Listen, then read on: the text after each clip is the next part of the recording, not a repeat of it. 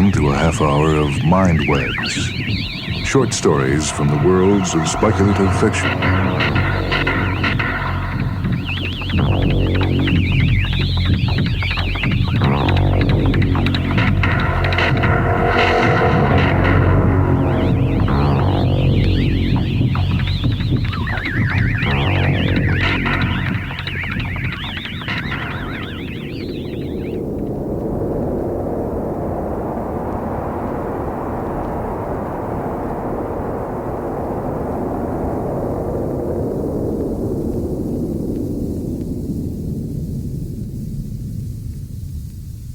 This is Michael Hanson with a MINDWEB story, this time from the book Timeless Stories for Today and Tomorrow, edited by Ray Bradbury. This tale is The Portable Phonograph by Walter Van Tillburg Clark. The red sunset, with narrow black cloud strips like threats across it, lay on the curved horizon of the prairie. The air was still and cold, and in it settled the mute darkness and greater cold of night. High in the air there was wind, for through the veil of the dusk the clouds could be seen gliding rapidly south and changing shapes. A queer sensation of torment, of two-sided unpredictable nature, arose from the stillness of the earth air beneath the violence of the upper air. Out of the sunset, through the dead, matted grass and isolated weed stalks of the prairie, crept the narrow and deeply rutted remains of a road. In the road, in places, there were crusts of shallow, brittle ice. There were little islands of an old, oiled pavement in the road, too, but most of it was mud, now frozen rigid. The frozen mud still bore the toothed impress of great tanks, and a wanderer on the neighboring undulations might have stumbled in this light into large, partially filled in and weed-grown cavities, their banks channeled and beginning to spread into badlands. These pits were such as might have been made by falling meteors, but they were not. They were the scars of gigantic bombs, their rawness already made a little natural by rain, seed, and time. Along the road there were rakish remnants of fence. There was also, just visible, one portion of tangled and multiple barbed wire still erect, behind which was a shelving ditch with small caves, now very quiet and empty, at intervals in its back wall. Otherwise, there was no structure or remnant of a structure visible over the dome of the darkling earth, but only in sheltered hollows, the darker shadows of young trees trying again. Under the wuthering arch of the high wind, a V of wild geese fled south. The rush of their pinions sounded briefly in the faint plaintive notes of their expeditionary talk. Then they left a still greater vacancy.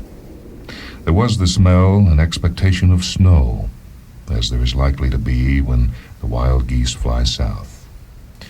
From the remote distance towards the red sky came faintly the protracted howl and quick yap-yap of a prairie wolf. North of the road, perhaps 100 yards, lay the parallel and deeply entrenched course of a small creek, lined with leafless alders and willows. The creek was already silent under ice. In the bank above it was dug a sort of cell with a single opening, like the mouth of a mine tunnel. Within the cell there was a little red of fire, which showed dully through the opening like a reflection or a deception of the imagination. The light came from the charry burning of 4 blocks of poorly aged peat, which gave off a petty warmth and much acrid smoke. But the precious remnants of wood, old fence posts and timbers from the long-deserted dugouts, had to be saved for the real cold, for the time when a man's breath blew white. The moisture in his nostrils stiffened at once when he stepped out, and the expansive blizzards paraded for days over the vast open, swirling and settling and thickening until the dawn of the clear day, when the sky was thin blue-green and the terrible cold, in which a man could not live for 3 hours unwarmed, lay over the uniformly drifted swell of the plain. Around the smoldering peat, 4 men were seated cross-legged. Behind them, traversed by their shadows, was the earth bench with 2 old and dirty army blankets where the owner of the cell slept. In a niche in the opposite wall, were a few tin utensils which caught the glint of the coals. The host was rewrapping in a piece of daub burlap 4 fine leather-bound books. He worked slowly and very carefully, and at last tied the bundle securely with a piece of grass-woven cord. The other 3 looked intently upon the process, as if a great significance lay in it. As the host tied the cord, he spoke. He was an old man, his long matted beard and hair grayed and nearly white. The shadows made his brows and cheekbones appear gnarled, his eyes and cheeks deeply sunken. His big hands, rough with frost and swollen by rheumatism, were awkward but gentle at their task. He was like a prehistoric priest performing a fateful ceremonial rite. Also, his voice had in it a suitable quality of deep, reverent despair, yet perhaps at the moment a sharpness of selfish satisfaction. "When I perceived what was happening," he said, "I told myself it is the end. I cannot take much. I will take these. Perhaps I was impractical, but for myself I do not regret. And what do we know of those who will come after us? We are the doddering remnant of a race of mechanical fools. I have saved what I love. The soul of what was good in us is here. Perhaps the new ones will make a strong enough beginning not to fall behind when they become clever." He rose with slow pain and placed the wrapped volumes in the niche with his utensils. The others watched him with the same ritualistic gaze. Shakespeare, the Bible, Moby Dick, the Divine Comedy. You might have done worse, much worse. "You'll have a little soul left until you die. That is more than is true of us. My brain becomes thick like my hands." And he held the big battered hands with their black nails in the glow to be seen. "I want paper to write on, and there is none." The 4th man said nothing. He sat in the shadow farthest from the fire, and sometimes his body jerked in its rags from the cold. Although he was still young, he was sick and coughed often. Writing implied a greater future than he now felt able to consider.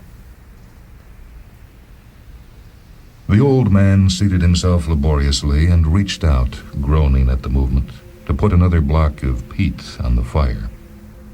With bowed heads and averted eyes, his 3 guests acknowledged his magnanimity. "I thank you, Dr. Jenkins, for the reading," said the man who had named the books. They seemed then to be waiting for something. Dr. Jenkins understood, but was loath to comply. In an ordinary moment he would have said nothing, but the words of The Tempest, which he had been reading, and the religious attention of the 3 made this an unusual occasion. You wish to hear the phonograph?" The 2 middle-aged men stared into the fire, unable to formulate and expose the enormity of their desire. The young man, however, said anxiously between suppressed coughs, Oh, yes. Yes, please." The old man rose again in his difficult way and went to the back of the cell. He returned and placed tenderly upon the packed floor, where the firelight might fall upon it, an old, portable phonograph in a black case. He smoothed the top with his hand and then opened it. The lovely green felt-covered disc became visible. "I have been using thorns as needles, but tonight, because we have a musician among us..."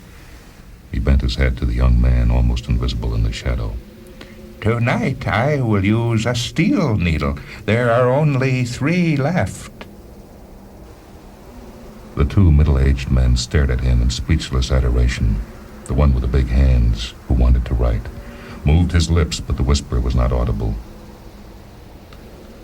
Then the young man, as if he were hurt, cried, Oh, don't. The thorns will do beautifully. No, I have become accustomed to the thorns, but they are not really good. For you, my young friend, for you we will have good music tonight.